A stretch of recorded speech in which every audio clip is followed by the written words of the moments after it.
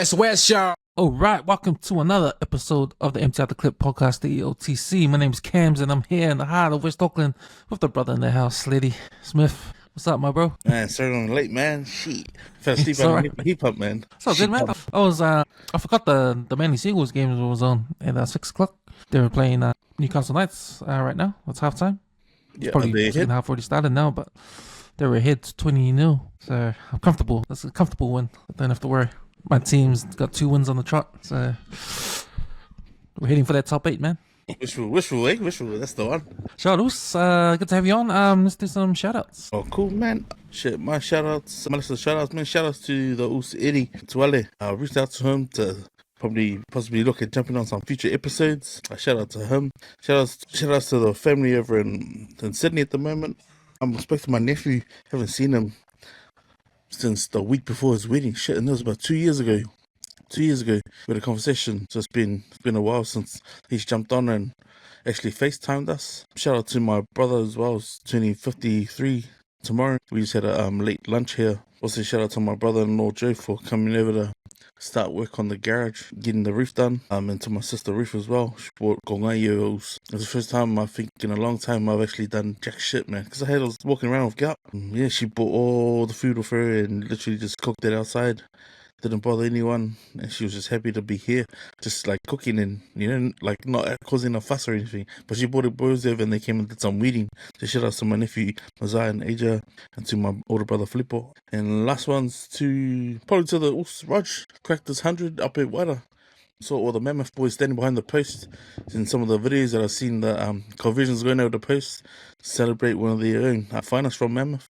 Yes, but there's a massive feat, eh? It's 100 games for a senior club, and the time that he's been out west too. So yeah, the rest of my shout outs. Yeah, man. Shout out to Roger. Because that's his second Centurion. His first one was with Maris, now with Wade Manor. But man, you know, if you're like, because he's my age, and you know, guys my age are playing presidents right now, or struggling playing presidents right now, and that guy's still playing topside.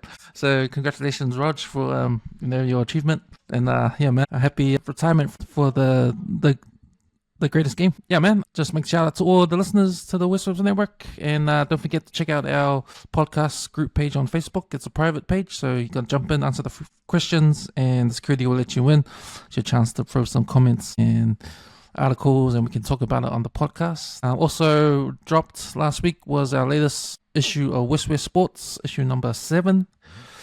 On the cover there, photos taken beautifully by Filippo from Tavake Media. His photography thing he's got going on. You can find them on Instagram. Yeah, you can pick up WesWes Sports Mag at our local supermarkets, Pack and Save Henderson, Te 2 South Woolworths, and Custon Woolworths as well. So I'll be putting some more. I'll be filling up the racks again next week, so there'll be more. And if there's nothing left coming into the week, so don't forget to check out. If you can't read the mag online, if you want to, you can read it. You can read it on our website. Up on there, you can also find the rest of our podcasts and our articles that you can read as well. So thanks everybody for checking us out. All right, Luz, man, it's been a kind of like a normal week, a routine week for me, but how's it been for you, bro? Yeah, I think I'd say the same. Was the first 2 days of this week, first 3 days, I was on a 2:30 to 11 o'clock, which is a twilight shift. But then work wanted us to come and start early, man. Like the next day, they wanted us to start at like 12 to 8:30. That's tough, bro. Like, you know, trying to chop and change your body clock, because it means like if you're finishing at 11, like you would finish at like say 6 p.m. in the afternoon or like evening, you're up for like 4 hours, right? So if you finish at 11, your body clock's going to sleep at about 1, 2 in the morning, 3 o'clock. But when they expect you to be at work by 10, it's like, come on, man. That means you got to change your life, right? So like the moments that I got my son, like this week, like last week, or this week, I was like holding him, you know. I had a couple of hours with him, then I could fit in another sleep before work. But yeah, just some of what they were asking us to do, like that's mad, like that's big, eh? Like I even asked my team leader, I was like, man, did they expect us? Are they gonna pay us the full 40 hours if we're losing sleep? Because even she said she's but then she said just don't clock out on Thursday, and whatever time they make up, they're gonna have to make it up, because they can't expect us to do this every week. Back on 10 o'clock starts this week, but it just means like, now we're gonna have a shorter sleep tonight. But nah, I've just been buzzing over how cold it's getting. Sometimes there's not enough car parks in the car park. You have to move your car closer to the building. Well, they insist on it, because it's not fenced off where the car park is. Sorry, man, because I only wear shorts and a singlet and a t-shirt, because I wear overalls. I'm not gonna wear like jeans and like Miki Afu under my overalls. But yeah, just from that time, like when we come off for a break at about 6 o'clock, fuck, it's like someone literally like left the air conditioning on, right? And you come out of the like a warm area. I was like, shit, man. And I found myself in the bathroom straight away afterwards. But I've been, just more like, just buzzing over how cold it's been. I think I've only worn a jumper like once this week, even though I know it's cold. But it's because I know as soon as I get into work, it's gonna be hot. When I've got the overalls on. But apart from that, now I'm just been enjoying seeing the roof coming together. My brother-in-law and the work he's been doing. Today I tried to do a bit of DIY with the leftover timber that I got from Mr. Ciololo, Ghoster. Yeah, week's been good, man. Shout outs to my Pinto too, came over and visited with his wife. Met up at the RSA last night, watched the AB's game. RSA is a good place to drink, man. Shit, I wish I was drinking, but I wasn't drinking. But yeah, I just crack up when you count the amount of Coke bottles sitting on the table. It's only like 4 guys drinking, and you just see like it's already a couple of crates gone down, and the food hasn't arrived. So it was good watch last night. Watched the back half of the AB's in England game in the car, because to give my son some Burger King, man. Couldn't wait when the kitchen closed. So it's been a good week, bro. Just apart from the chill way, that cold, But shout out to my mate, my bro Noka, man. Came over and we caught up on Friday night.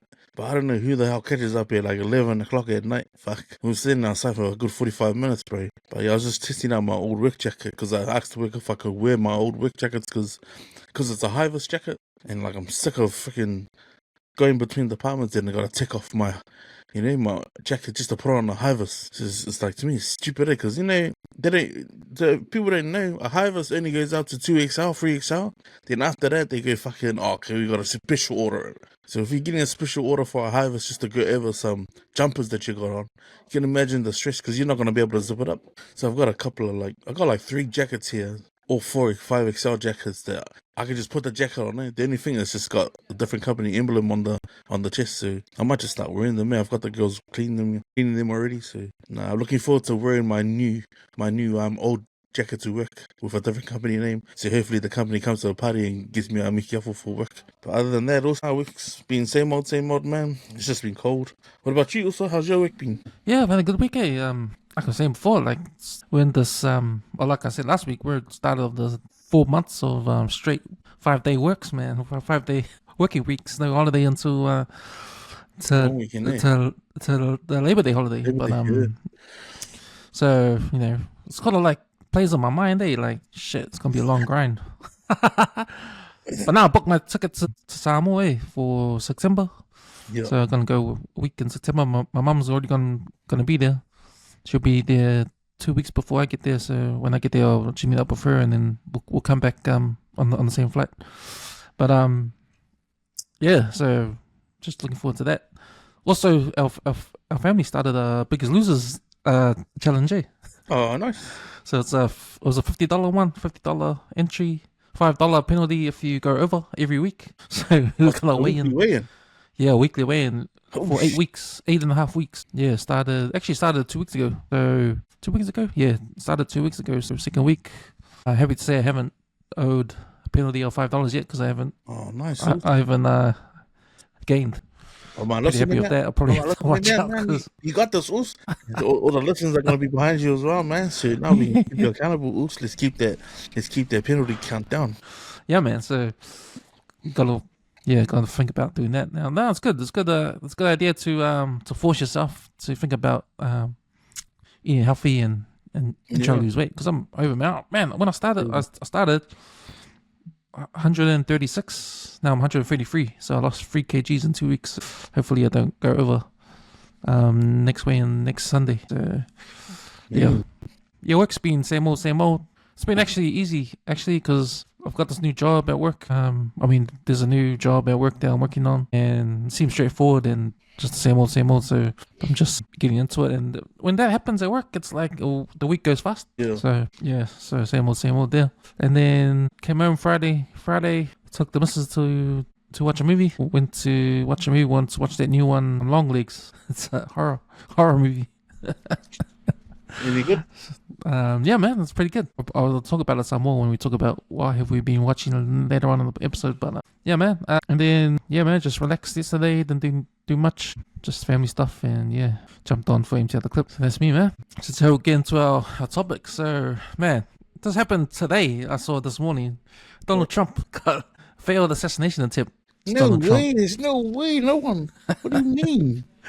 And I was like, you know what? The first thought I was thinking, you know, this is bound to happen, This is bound to happen. The way America is polarized right now between Trump supporters and Democratic supporters. There's a big gap in between, and you're gonna get some crazies on both sides. So, you know, I thought this was bound to happen sooner or later. And he's so arrogant that he could like stand in front of crowds just in the open like that. He's been doing it the first campaign he did. You know, he's got a security there, but it's probably like it feels like he wouldn't have expected it to. But when you saw the video clip of it, like he's standing there doing his speech with his "Make America Great Again" hat on, the red cap, then you hear the echoes of two gunshots, some gunshots. I think you hear the shot and the echo. You hear it twice, and then you see Trump stop his speech, grab his ear, and then he just realizes for a sec that he's been shot. Then he ducks down behind the podium, and then the security jump on him.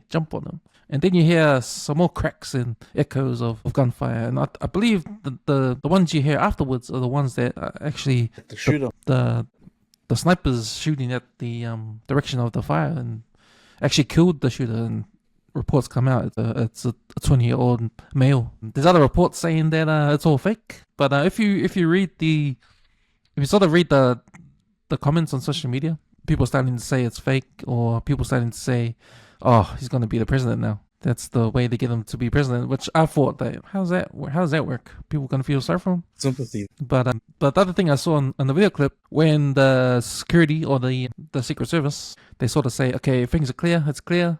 Let's get them up." You can hear them talk to each other.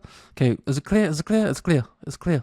Let's get them up. Let's get them up now." They get them up, right? They're surrounding them. You can hear Trump in the background say, "Wait. He wants to say something." And you see him pull his fist up in the air, and he's saying something. To me, it looks like he's saying, "Fuck you, Yeah, like that. yeah. But when you read the paper, he's saying, fight. And I'm, nah, man, he's saying fuck you to whoever was shooting at him.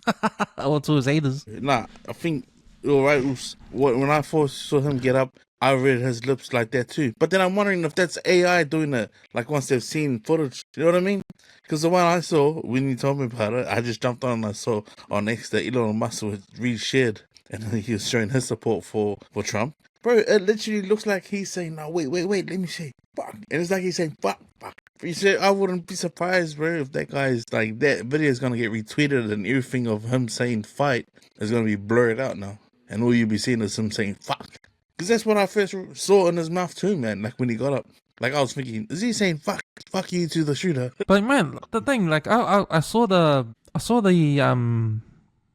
article in the Herald on Facebook.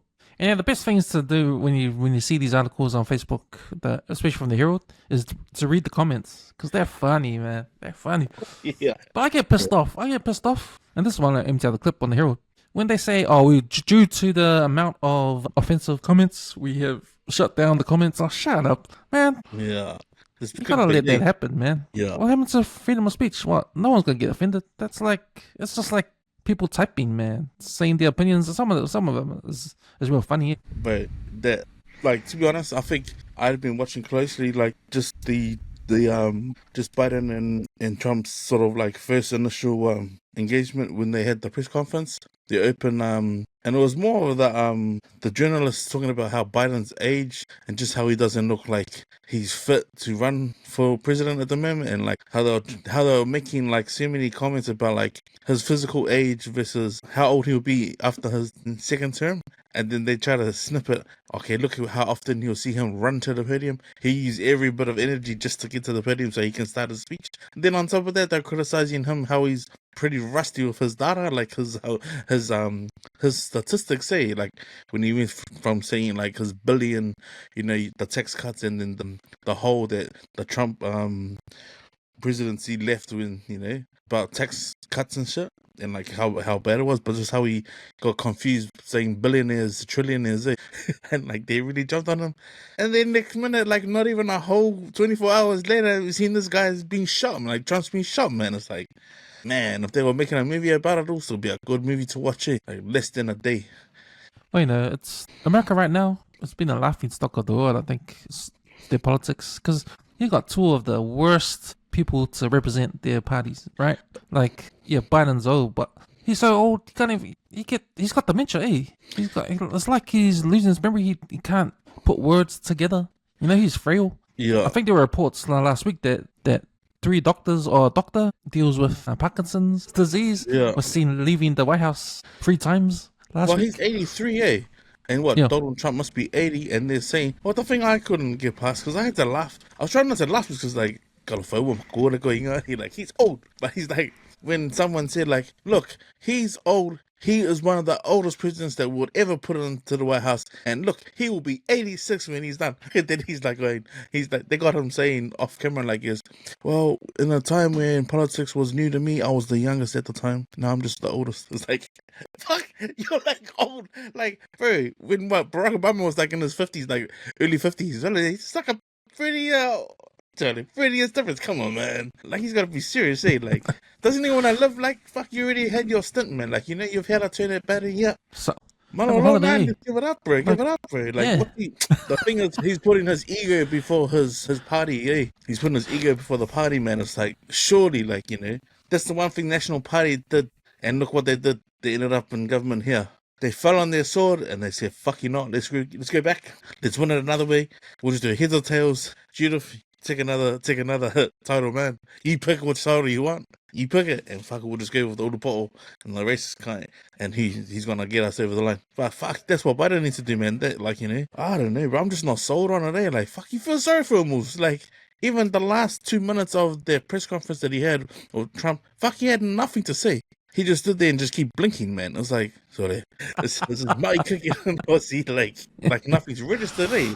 Like, bro, his campaign manager and everyone that's behind him, his administration, like, needed to get behind him and maybe just give him the harsh words. Like, his best friend, with his wife needed to say to him, Han, how about we just go feed the ducks, man? Just go feed the ducks, man. Like, we didn't need this shit.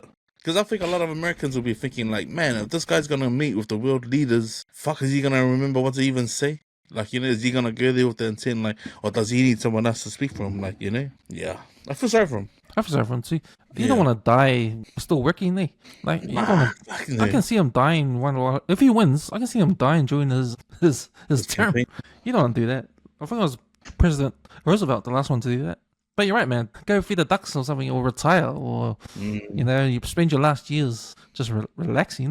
Leave it for younger people with energy, because the Democrats, they got a lot of candidates that want to step up into it, and they're all young too. Yeah, new ideas. Well, that's it. Like, what are these guys like? What part of their what is it that they haven't passed on? Like, is it the way that they campaign these days? Is it the way they, because you got social media as well, and probably the only guy of their age bracket would be Trump, who actually knows how to do it.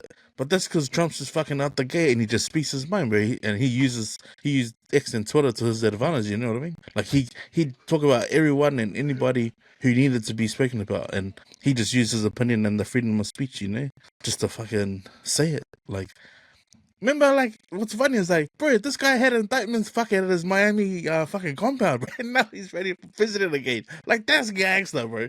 And he fucking did, like, what? Didn't he do, like, 3 weeks Wasn't he supposedly locked up in jail for 3 weeks? Like, fuck, come on, bro.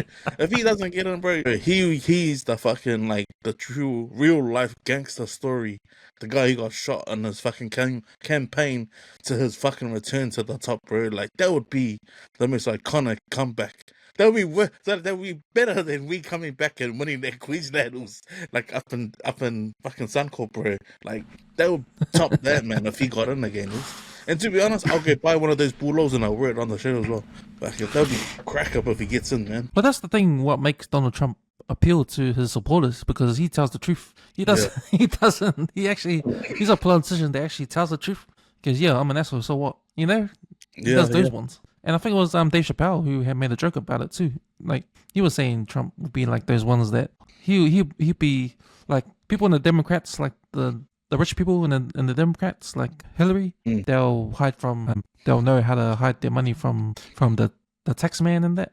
Like they always do. And Trump came out and said, "Well, yeah, I play the game. You have to know how to play the game if you know how to." Not pay tax. He's straight up about that kind of stuff. So. But yeah, man, like I don't support what they're both doing, but fuck, for the country, for America's sake, like, you got to remember where they filmed White Men Can't Jump, and their beachfront used to be covered with a whole lot of homeless people, but they were mostly people from Mexico, who had nowhere to go because they reckon it was Biden. They cut off all their support during the COVID and that. Like, they were trying to get rid of. Remember how they were building that wall, and that was going to be the vote that was going to get Biden in. Nowadays, all those people aren't there anymore.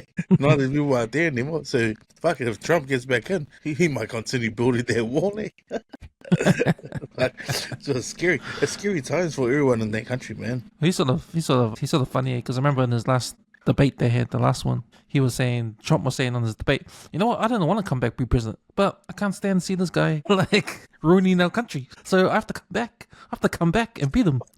Yeah, but that's passion, That's passion, knowing that, like, fuck. Well, you think about it, bro. If someone went out of their way to go and continue to put shit stains on your name and say that you played the race dirty, when fucking every other presidential fucking campaign would have been the same, bro. There's ones about fucking movies of when the mob have been used to fucking help win certain states, block the voting booths and shit like that. Yeah, that's been shit that's been, okay, it's forgotten.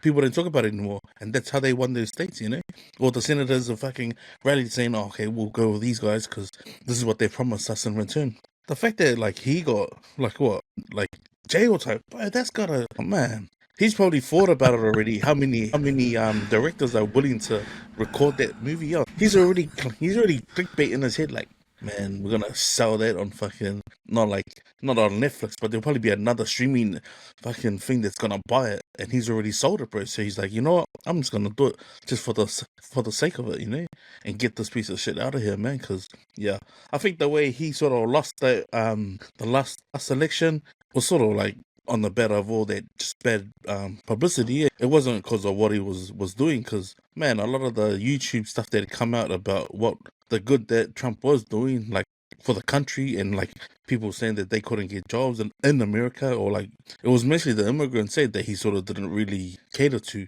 because he was more like the American people who have been here for generations sort of need to find their feet as well, that's gonna close the poverty gap in America. And that's why he came out with those hats, man. That's why that, when the Ford, because think about it, like when Ford sort of like went offshore, that was like the killing of that, like, that brand, So for him to sort of cut China off and say, look, we're not going to make shit over there, we're going to make shit cheap, we're going to make them here in America, provide more jobs. But yeah, you want someone who's hearty like that, Like, imagine if we had people like that in New Zealand saying, we can do shit ourselves. We don't need these big corporations buying up land like McDonald's and Coca-Cola and all that shit, We can literally do it ourselves. We're Kiwis. Like, think about it, man. We can make our own wine, yet there's not enough wineries that are flourishing, even though we live on the richest soil in the world, man. We can literally grow everything here.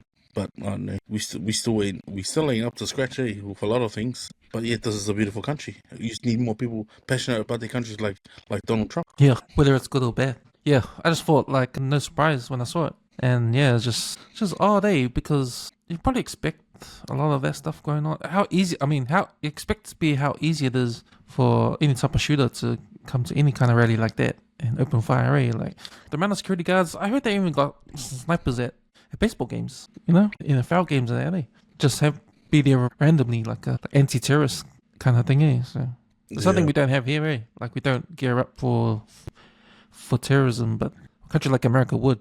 Well, I imagine like when the Secret Service show up and they know that the presidential camp's arriving, just like how when you watch what's it called, Yellowstone, You didn't know a day before because you see the marshals pull up, and then once they start setting up the stage, and then they tell you the day of, like 2 hours before, because they don't want any traces of it, Yeah.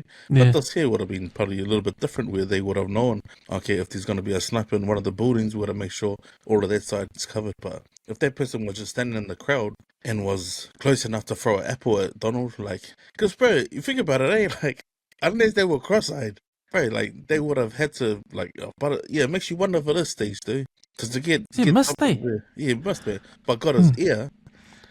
That's not good enough. He's only gonna get D's, man. He's only gonna get half the money because he did half the job. But yeah, that's scary.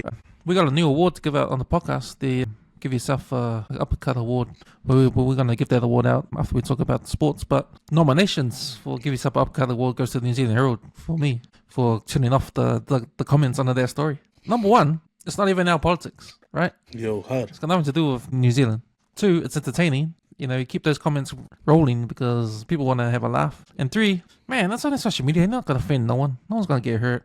It's sticks and stones, mate. Yeah, really. Yeah. Oh, man, I've got a quick nomination for one of those awards. Give Yourself an Uppercut. It would have to be to the Auckland Blues fan page, on Facebook. Why? What happened? Well, today, when the Blues played the Super Rugby Final against the Chiefs, man, and they had a picture of Harry Plummer wearing an All Blacks jersey, bro, definitely. They named the team and then they removed the posts. Now, from when I see threads, I see someone make a crack at the Auckland Blues page by saying, because then now the Auckland Blues fan page will do a fire, and they do the fire post before the end of the game. Because that's what happened, that's what happened.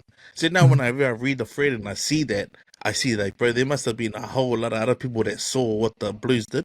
Almost like they jinxed it. But why you remove it? Just leave it on there. No idea. I think it's because, the fact that Harry didn't even get into the squad. You know what I mean? It was like, oh, okay. But still, you wonder. It's like, oh, are you hinting that... But how serious are we going to make social media, It's just content. It's just content. You can't backtrack. It's like empty out the clip, man. You can't backtrack. Once the bullet leaves the gun, you can't pull it back. I think the guy who runs that support fan page, mate, he needs to be selected for the uppercut, mate. Because just leave him, man. It's like how didn't the Tigers put Jerome Luai with the Tigers top one? With the top one. Yeah, beginning of this year. Was it a fan? No, it was the Tigers fan website. They posted on social media. They posted a picture of Jerome Luai, but obviously he won't join the Tigers until next season. But he signed beginning of this season. He's got one more season to go for Penrith. But the Tigers already put him in the uniform on their page, and they had to take it off. Come on, man! This is the HR and all the rest of them. They need to fucking sort it out, man. Sort it out. But no, man. Yeah, so you're at the RSA, man, to watch the All Blacks game. How was it? How was the All Blacks? Because last week you spoke about how McKenzie was the weakest link. Yeah, but he had a better game this week. Better game. He improved it. I think performance wise, I think the turnaround in the All Blacks, their structure probably came from the Lucy's playing a lot tighter. I think again glimpses of magic from Adi. But the England fullback showed up. I know it's a line-out time. They were dominating the ruck. There were phases where it was almost like just someone pull something out of your mully, and that's probably where David McKenzie probably came into his space here. Those playing for possession and kicking for the sideline. He was just playing his normal game like he was playing Super Rugby in a test match, and it was just the bounce of the ball, really, because I think his first kick that he done, and it was the bounce of the ball, and he happened to get it back. That sort of sparked the ignition of okay, there are holes in the gap. They're not filling that gap behind the first defensive line. And it showed when Burton came on too, that these guys are just one line deep. They're not sort of staggered on defense. But I don't think, to me, I don't think, I watched the Australia-Wales game. I reckon if the ABs play against Australia the way they played against England, they'll get rolled, man. They'll get rolled, Because ideally I feel like Mark Teller's footwork is good, But can you see the try that they butchered, eh? Like, they butchered a try. Like, we should have won by heaps. And I don't think we can do that against South Africa, Ireland, or Australia.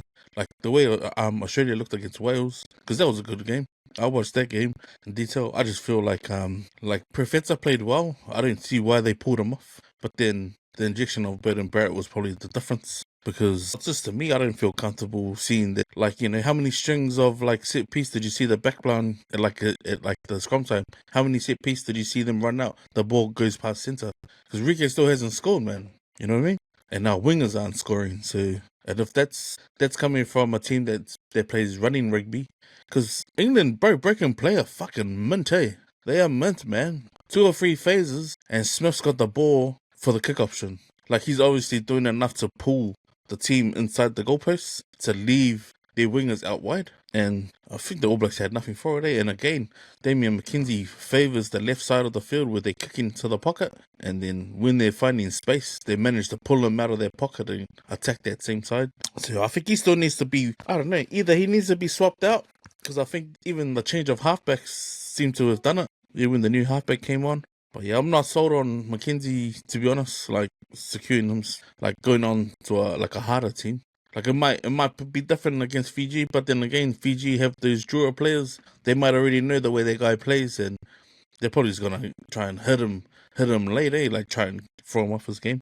But Who do you have instead of McKenzie right now at 10? With the guys that they've got, like, I don't know, wait, that's a hard one. Yeah, I don't know. Put Barrett at 10 and Perfet's at 15. 15 would be and McKenzie can come off the bench as a utility. Yeah. Because he can play fullback as well. But I just still don't get why he drops back to the pocket so deep, you know, left. Because Burton Barrett does it as well when he's playing 10. But I don't see the purpose of doing it like that, because yeah, there was a time where Profeta was up on the line, fucking got caught out, you know? And then they just had the numbers on the outside. They ended up scoring out wide. I just feel, defensively, they still weak, and I don't know. Razor's explanations, individual players doesn't sell to me, you know, the Blues supporters, bro.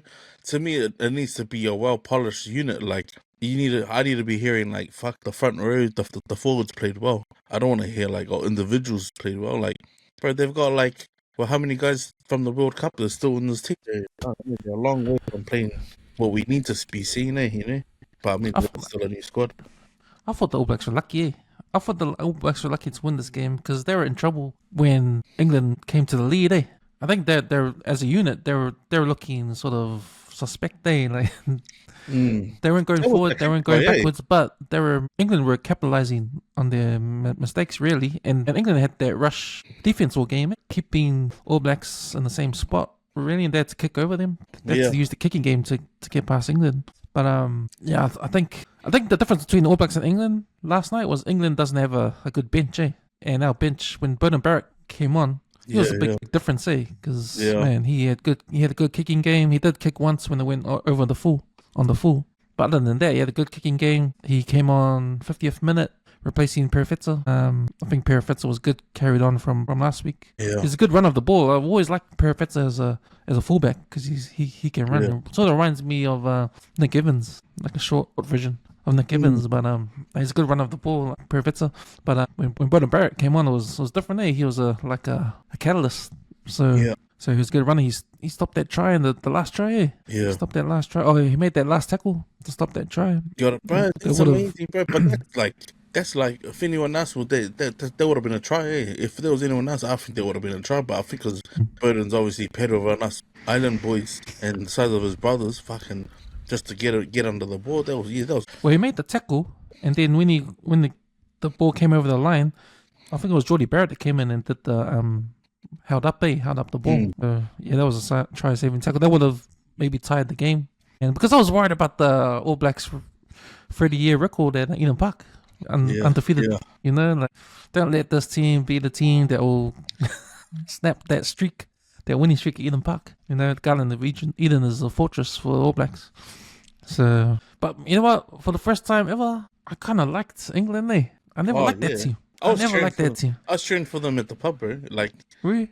They try, even the contact, bro. Like they'll come in on a lot of the tackles were clean, eh? A lot of the defense stuff was clean, bro. And it was just size and just what seemed like they were just doing things at 100 miles an hour, you know? Because to see Artie's effort just look average, but Artie plays the same every week. You know what I mean? But it's like the way Artie's was playing, it's like 4 of the England type 5 were playing with that energy. But see, for the All Blacks, you need him and Dalton need to be like appearing like they need to be wrecking that type 5. You know what I mean? But it's almost like, oh, Docs, you know, we need to hit another gear. Like it just looked too average, you know, average for them. But I mean, Dalton, he played well, eh? Like I watched him at 2 of his tackles, and I thought, I don't know why the All Blacks held on to the same team for all their time, man. The moment Dalton had his straps, he should have started. You know, why even move Artie to 7? Like, just fucking Artie's the best number 8 we've got, man. You know? But then again, it would be the same, eh? Like, if you put Artie at 7 and he started another number 8, fucking Artie would just be the same exactly how he is, man. So I still don't understand, like, why New Zealand, or especially the All Blacks, man, just chop and change guys out of position, you know. That'll be interesting, man. It'll be interesting how they go in the States, eh, when they play against Fiji. Yeah, I think they're gonna put a lot of the starters off, and play a lot of the bench. So expect a lot of changes to that team. I saw in the paper.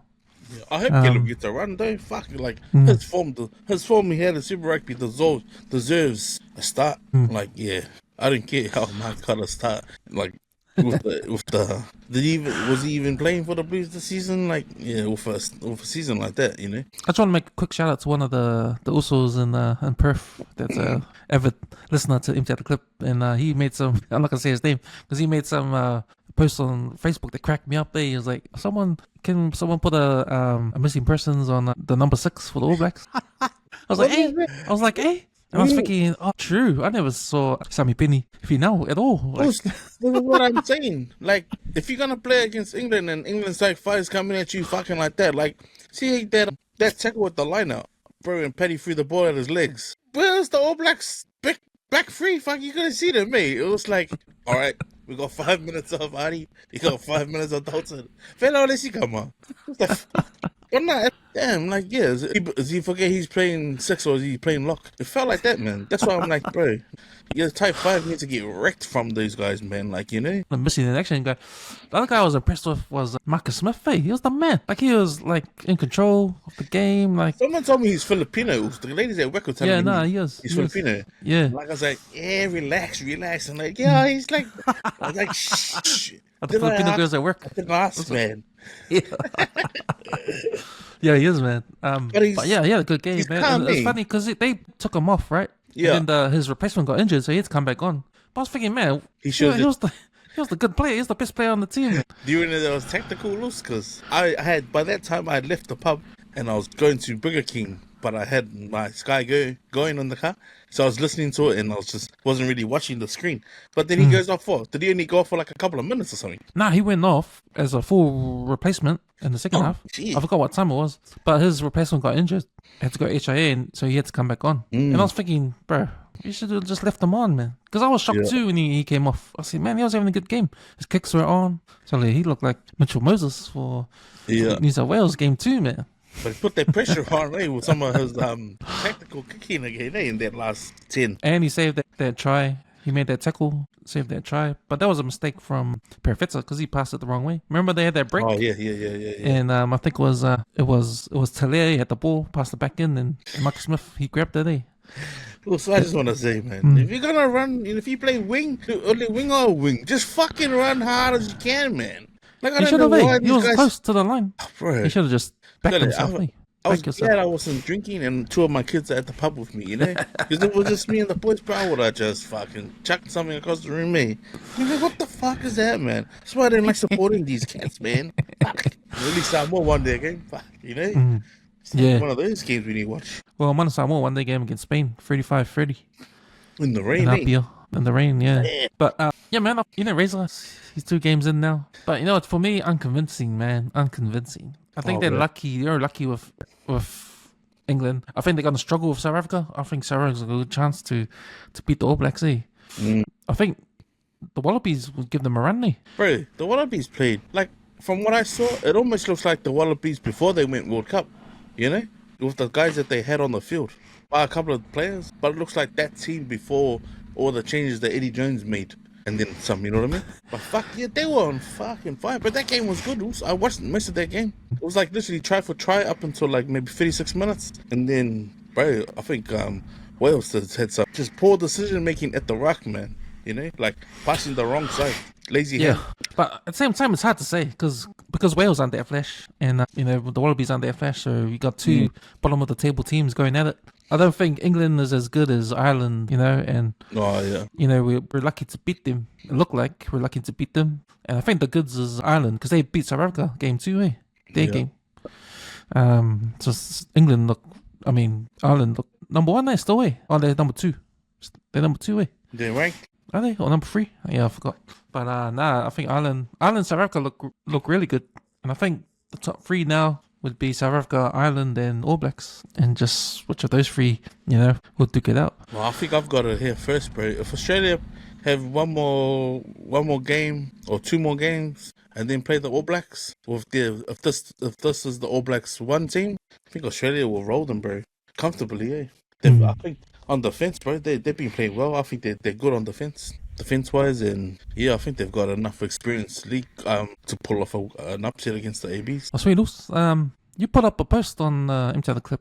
So we're going to England for the Super League. And what are they called? Is it the Dragons? Calalan Dragons? Are they from France? Are they in the French? Calalan Dragons. Calalan Dragons, man. So I just shared a post. Is it Super League or no? I know Super League. I only knew of the story because it was breaking on something that I watch on. I'm a fan of. It's the rugby league news, and it just said former NRL players Siwa Djokivich, Jaden Nikarima were released by the Calalan Dragons after a highly unacceptable incident. Like, if you think about something that you've done, there's a number of things that could have gone wrong. That's like literally like sack, instant dismissal, no due process, no conversation. It's just contract ripped, gone. You don't even get paid, or you'll be looking at your last payment from the week before. And then they slowly came out that there was a third guy. There's a third story, so I just watched it bit by bit. So these guys obviously had rung in sick. They said they couldn't travel, and then they got found at a concert. They ended up going to a concert, and I think the third person is what's it? I can't even pronounce his last name. It's Damel. But yeah, all the players were in an incident deemed as a highly unacceptable by the club and the contrary to the club's values. Yeah. Like, apart from you saying that you can't travel, is that enough? Is that good enough reason to get sacked from your job? If you lied and said that you were not going to be somewhere that you're not going to commit to where you're supposed to be, but you got caught doing something that you probably shouldn't have done. Only if it's like a free strikes you out situations. Only if maybe they've done some things in the past and they've said, hey man, that was the last straw. If you do something again, you guys are gone. And then this is that something. Unless that. Yeah. But then I want to think, why would you want to go to this concert? What's so special about this concert that you have to like wag your job? Wag your job, yo. Like, whose concert was it? Was it the Rolling Stones because they're gonna die? Yeah, well, my initial reaction to it was like, they probably travelled, and someone said, bro, Michael Jackson's performing in England. Fuck, let me check my game. Nah, fuck, suddenly, nah, man. We were in Paris that week. Don't I already bought the tickets. Fuck, dogs. When you're making your cheese, dogs. These are coming 6, man. Don't worry. He's gonna make that photo. Hey, he's coming 6, bro. Dogs. Fuck, that's us. Bro, that would have been a hard sell, eh? So I believe Siwa would have asked for permission off, maybe. Asked for her to leave that game.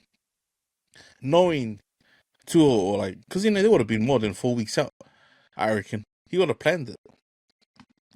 4 weeks out, had his leave the night, and then the saving grace was the not feeling well this week, coach. Didn't train Tuesday, didn't train Thursday.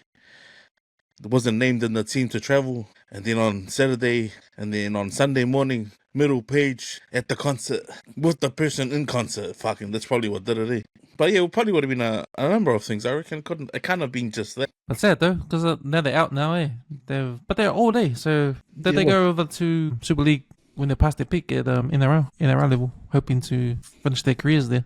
Now they have to come back to 32. Yeah, it doesn't say how old Nicarima is, but I mean he's had a good career, right? But I mean, it's sad to come out like that. It's sad to end the career like that, I suppose. But I hope they because remember he's in was it the Bloke in the Bar, and he talks about like how he made the MMT team with Jason and that, and how they were like saying, "Nah, it's a Kubo."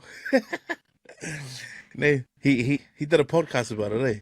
And he was like talking about how he said no to David Goodwill, and he rung Wolf back and said, "Nah, yeah, I'm here, man. That's me, you, Jason, and Dave." I hope he comes out and shares a story like that on a podcast somewhere and says what really happened. That's all I can say. Oh well, hopefully they can get the career back on track, or have a happy retirement, I guess. Or come back to So those man, I've been getting into my because the Wimbledon final is 1:00 tonight.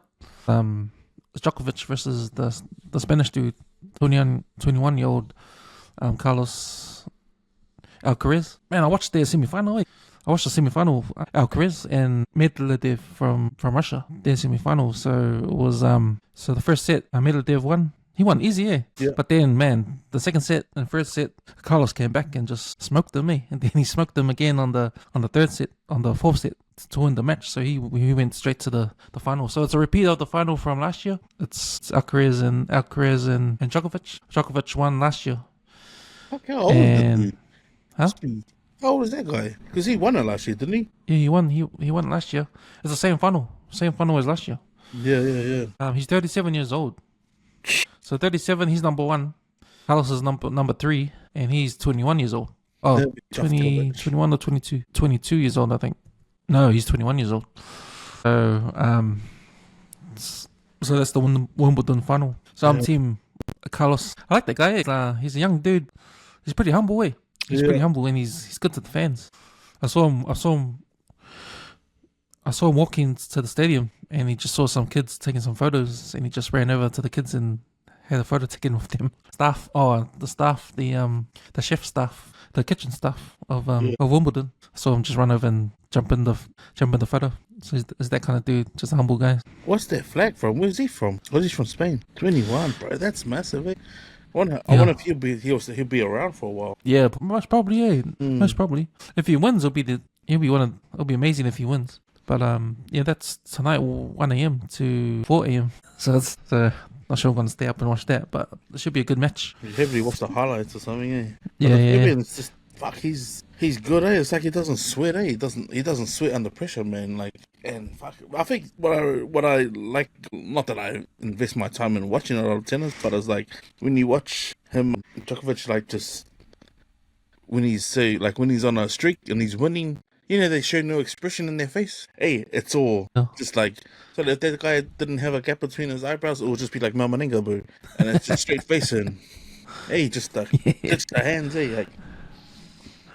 He's got a mean poker face, bro. He does the Kobe Bryant and Michael Jordan fist pump in the Tiger Woods. They do the fist pump there. But that was I watched the replay of the match, the semi-final match, him against Medvedev, and man, that was a good match, eh? Yeah. So it'll be a good final anyway. Ooh. So I watched a bit of the other semi-final, Djokovic and the Italian guy, Lorenzo Musetti, and Djokovic just smoked him. It's like no chance. The other guy had no chance. But he's one of those guys, like he's not a fan favorite, eh? Djokovic, eh? He's like a villain, eh? Sort of, because he was getting booed. He was getting booed, and then when the crowd was booing him, he put his tennis racket up to his chin and he played it like a violin. Yeah. To the crowd. But is it because of where he's from? Do you reckon it's because of that? He's from Serbia. Yeah, but is it because of that, or is it because him as a player? Not sure. But I think he's not like the soccer players. You know how like in the UFC guys, like when they talk after him, like he doesn't shitbag anyone, eh? Yeah, so that on. Also, the other big match around the world tomorrow morning at 7 a.m. is the European Cup. So England and Spain are on the front. If you're into soccer, European Cup is a big deal for the Europeans anyway. And I think the South American Cup is having the final too. Not sure who's playing in that one. But if England beats Spain tomorrow morning, it's gonna be party time over there. but I hope they lose. Go Spain. Did you want to award your new winner of the up? Yeah, man. So we actually just decided to do this award on this podcast like a couple of minutes before we started this podcast. So we're gonna give out each podcast episode the Give Yourself an Uppercut award, and this goes to the guy who needs an uppercut for the stupid things he's done. Not to be confused by the Fia Poko of the week, but this is gonna be a special award that's going. Shall we do it to someone locally? We'll do it. We'll give it locally, yeah. Yeah. So it just so happens that a good friend of the podcast, Filippo, has put an article in our Facebook page about a story that happened at Sylvia Park kiosk called Mobile Planet. So if you don't know, these kiosks that you can find in any mall around Auckland, there's these kiosks that specialize in fixing your mobile, whether it's a cracked screen or your camera needs fixing or whatever. This particular shop's called Mobile Planet, and this lady sent in her phone to get her camera repaired, and when she got it back, she noticed that there was some tampering with her phone in regards to the photos in her phone. So apparently she's had photos of her. She's got photos of herself naked in her phone, and apparently someone at the kiosk tried to send those photos to his own phone or transfer those photos. She got found out because there was a notification on her phone saying that transfer failed or something like that. So she actually went back to the kiosk and complained in front of the guy, and before you know it, the guy breaks down and cries, admitting that he's the one that he did it. Yeah, give yourself an uppercut, bro, and you win this award because invasion of privacy and all that kind of stuff. But it's not something you should be doing, man. But to even realize that the phone wasn't gonna get a notification about the airdrop fail, surely he should give himself a roundhouse uppercut as well, man. Like, damn. But then the funny thing was, like, he was trying to make an excuse saying, "Oh, it was an accident." He just scrolled, pressed the thing, and the photo came up. But then, like, she was saying, like, the photo is way down in their gallery. Like, you gotta scroll, like, how many scrolls to get there, Yeah, especially if he is old. Like, come on. You gotta scroll for ages to get there, and so he got found out. He was scrolling for ages to get there. That's how he found the photo. But man, you gotta be careful when you take your phones to these places, man, because these guys aren't professionals. They're not like Apple, they're just people that work at these little kiosks. To repair a phone like that is probably, there's a manual that goes with it. You just read the manual and you can fix the phone. It's not, you don't have the tools and equipment at home, so you can take it to these places to get done. So, yeah, that's, give yourself an uppercut, bro. You win this week's award. Nice. Should we get to the Fia Poko of the week? Yeah. Yeah, bro.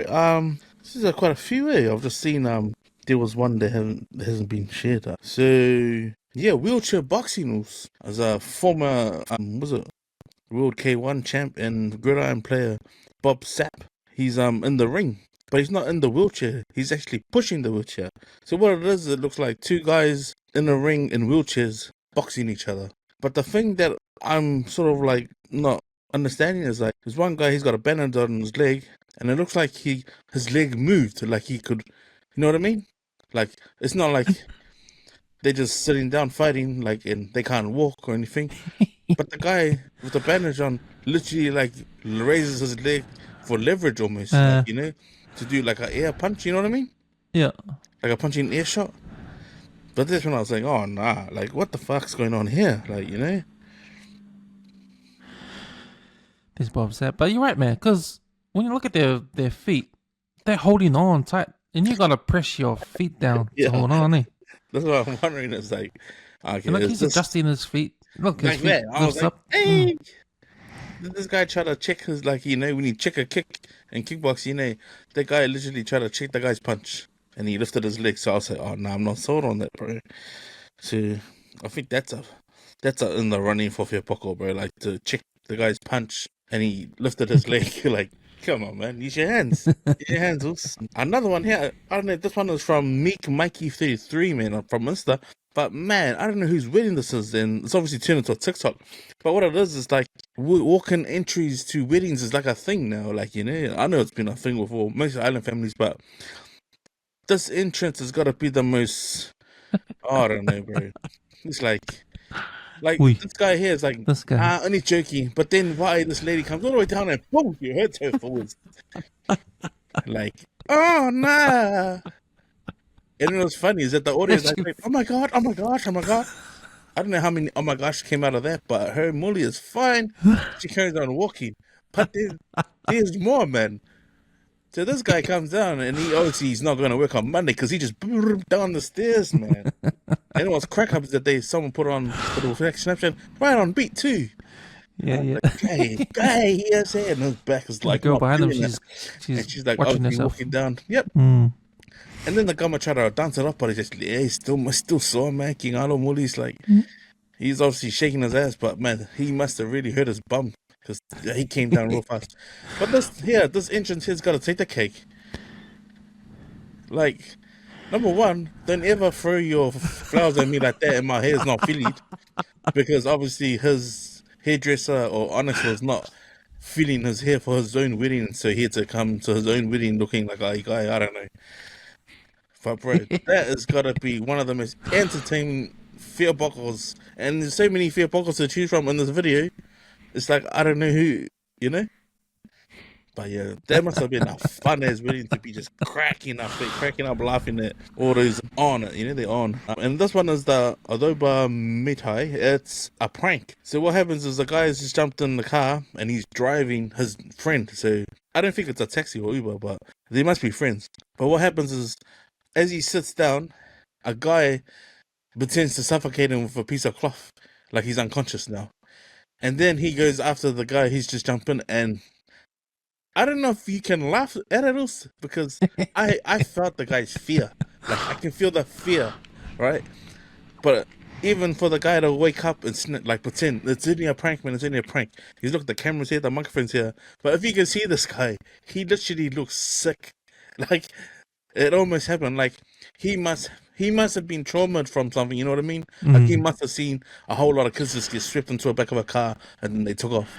And he felt, fuck, I was gonna get join these kids, you know what I mean? Because even the guy offered him a drink and he's just like, no, please, you don't understand. Like, Kalofai.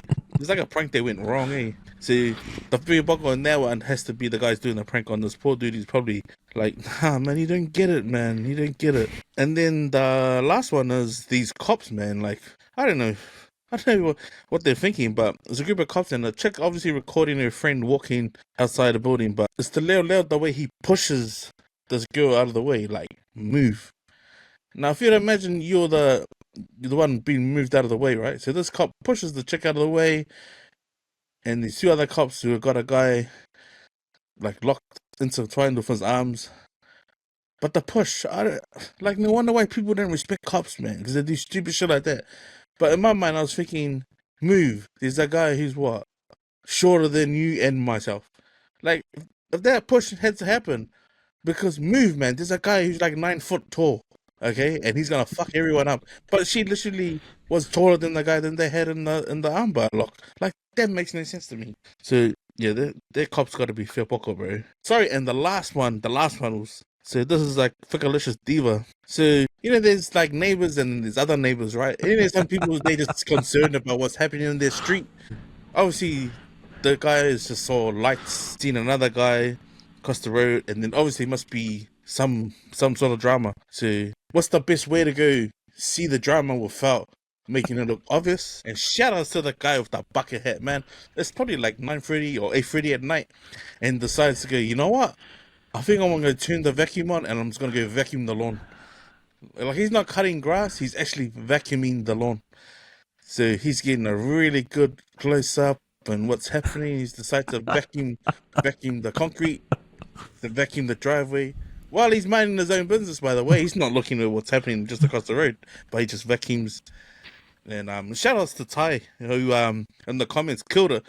And yeah, must be the cleanest front yard in the neighborhood. Oh yeah, that's gold. That's from Ituale.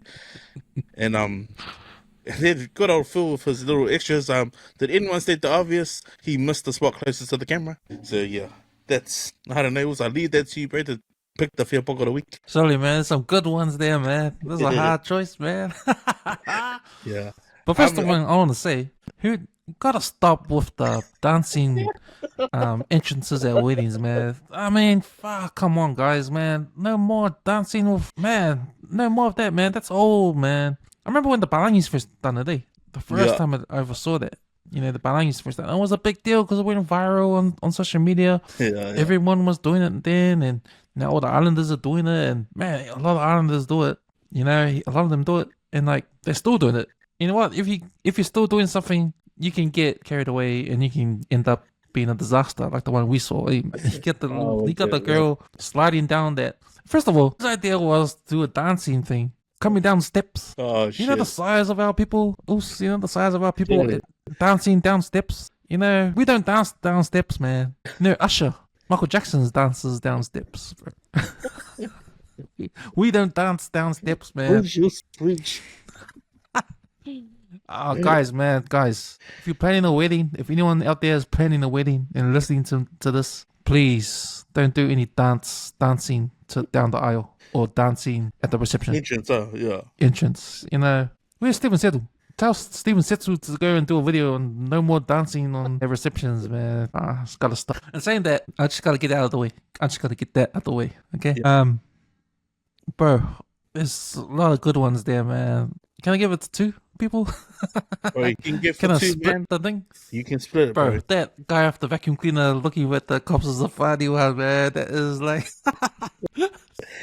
Well, that's Fia Poko for a different reason. That's Fia Poko because he's Poko. But you know? straight up, I was thinking the thing. I was like, what if all of that was covered with sugar and in front of the car is a bit... He's saving his family. Vacuum up all that sugar, the beer will come and arrest. Oh man, nah. You know what? I gotta give it to the winning planner. Fia Poko of the week goes to the winning planner that said to dance down the steps at the reception. Fucking hell, bro! ACC would have been having a field day, eh? Go through all the thing numbers and get like venue, wedding. Oh, okay, Abe's wedding, nice. And then how many Abe's weddings was there? Oh, there's 10 of them, and they were all in the wedding party. Fuck. Yeah, bro, that's cringe / crack up, bro. Like, I don't know. There's a first equal, is it? First equal? Yeah, I think so. So yeah, man. So shout out to me, Mikey 33, with the wedding entrance, and also to the Snapchat at the Sam Dame Prime and Thickalicious Divas. Man, these are both the Fia Poko of the week with those 2, man. Those are gold, eh? Those are gold, man. Especially the guy vacuuming all that sugar on his driveway, fuck. Thank you. Okay, let's go to what have you been watching this week? Oh man, you know me, bro. I'm always in love with my YouTube watches at the moment, bro. I haven't been watching Power, but I did watch maybe 2 episodes of Power during the week, man. And man, anyone who wants to watch Power, it's free on NZ On Demand. Season 3 I'm up to, season 3 episode 4 and 5, and man, what a turn of events, eh? What a massive turn of events. Like, so the main guy is actually cut his best friend off, man. I was like, hey, what are changes over love, bro? He reckons become legit and over love, man. So, bro, cause like this is all written by 50 Cent, eh? And like for the first 2 seasons, his time on screen's only like maybe a total of like maybe 8 minutes. Or 10 minutes of that. But yeah, bro, it's a good storyline there. Like, it's got a lot of, okay, I must say, there's a lot of sex scenes, but it doesn't need it. Like, I just fast forward it because it doesn't need it. It plays nothing into the storyline at all. But just the actual, like, I think it's the love relationships and how much someone's willing to sacrifice in their life just to be legit. You know what I mean? Because this guy Ghost, bro, he left his marriage, he cut ties with his best man of like, say, 40 plus years just to find love and become legit. Like, that's a lot, man. Especially because his street credit, like, and who he was. Like, he tried to kill that guy, like, because his missus knew him as Ghost.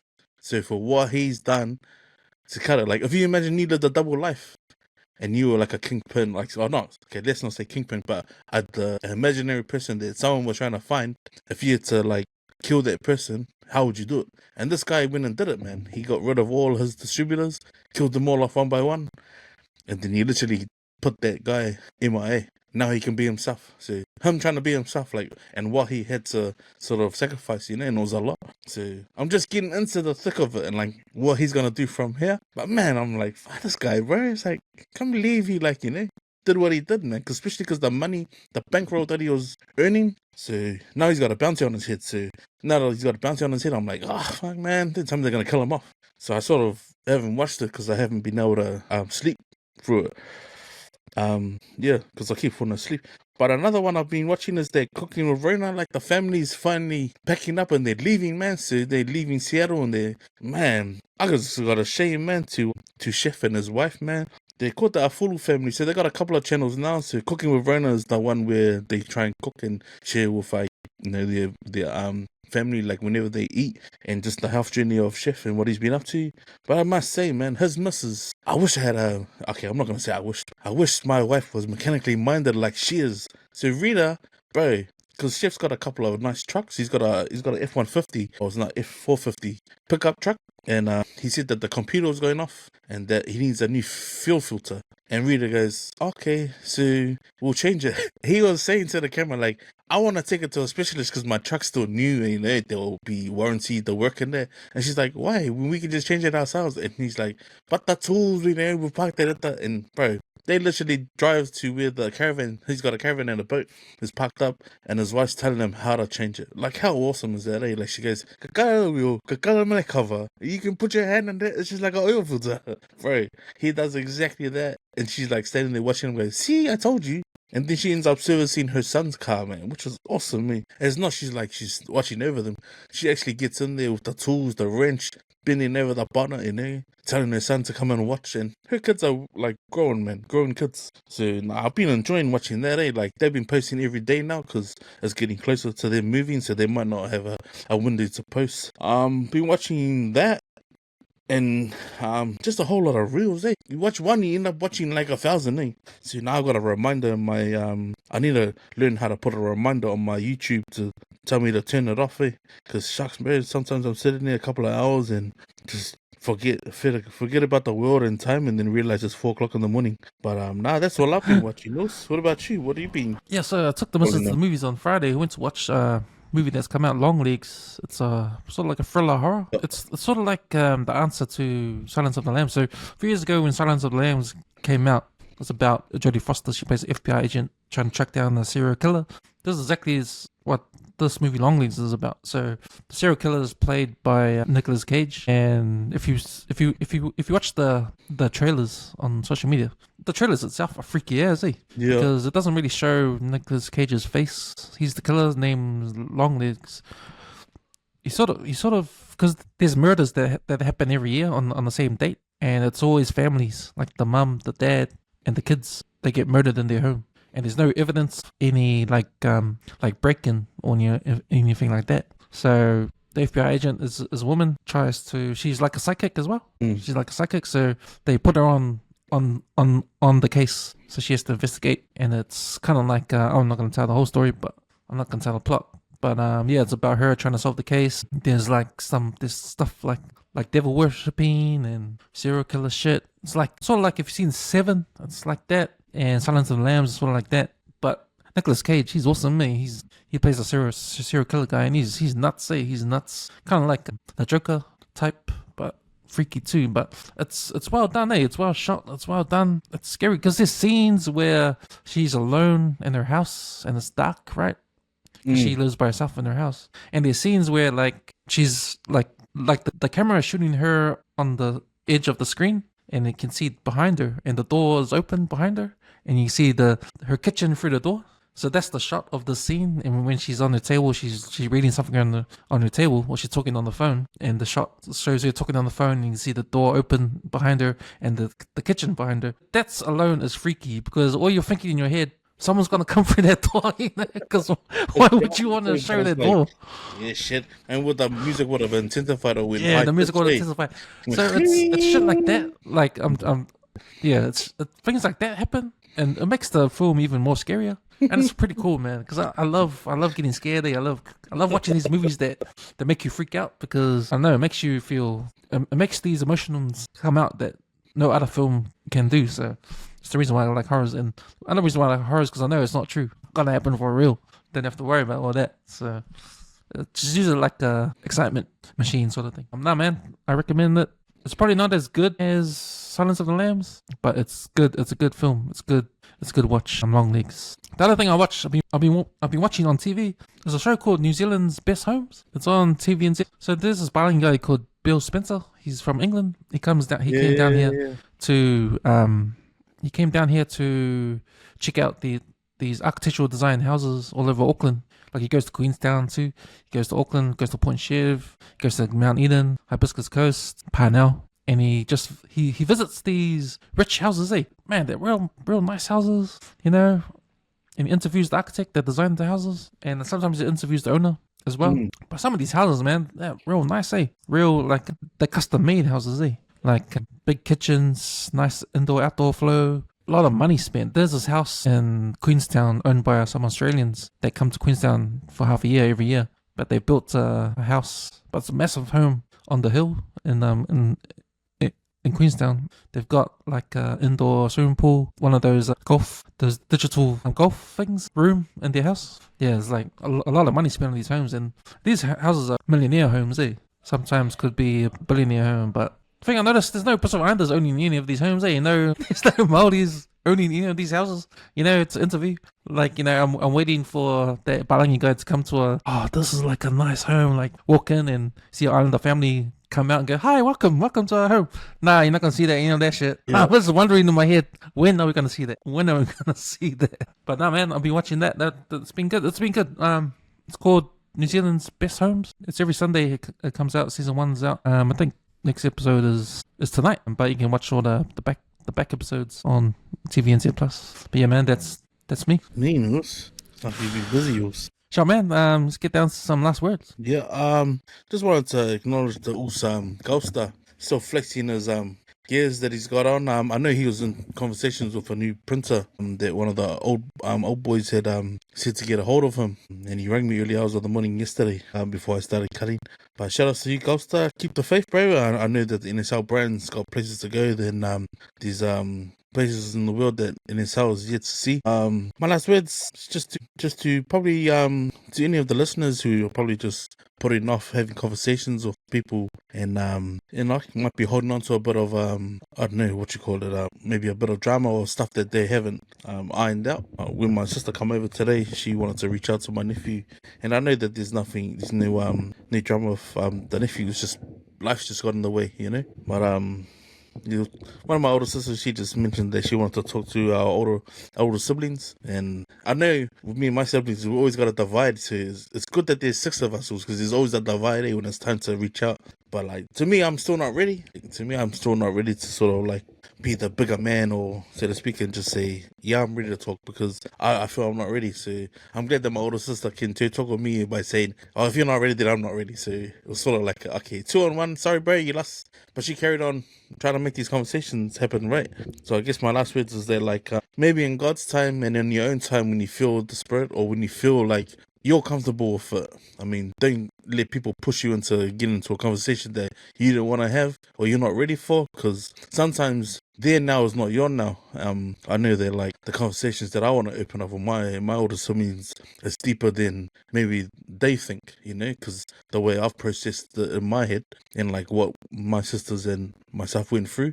But in saying that, it's like also just giving your time to reflect over it, like with the matariki as well, reflect over it, and just maybe if you can find a solution or better way of having that conversation and maybe trying to mend the past or put it away properly, you know what I mean? Because sometimes, like, the trauma that a lot of those patch members had that we spoke about last week, sometimes it could have just been resolved of a conversation or just opening up that kind of wound, And if you give yourself the maybe the pride and the